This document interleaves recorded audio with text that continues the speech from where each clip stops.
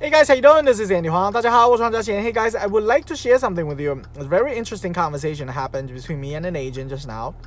So I wanted to put it in a post so that everyone could benefit from it. So the question started as the agent found a listing on MLSLI that pays 1.5% to the buyer's agent, and then also 2% to the seller's agent, and then 2% to the broker's agent.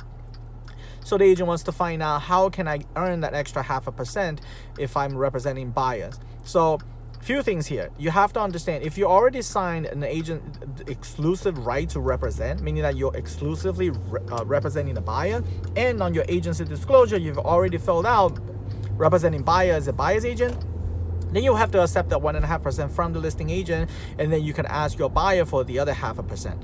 Right? So that's scenario number one. Scenario number two, let your buyers be aware of it and say, in this particular case, I am representing you as your agent. However, the payout is a 0.5% difference. So you could choose to pay me for the 0.5%, or if you would like me to go as the other party for that 0.5%, that the only way that will happen is if I represent them as well. That's how you remember when you first gave out your designated, gave out your agency disclosure, you have mentioned that either the buyer's agent, the seller's agent, and then also the broker's agent. And also at the bottom, I've always advise you to always advance consent, okay, to dual agency. So remember how dual agency works. One is you represent both the seller and the buyer.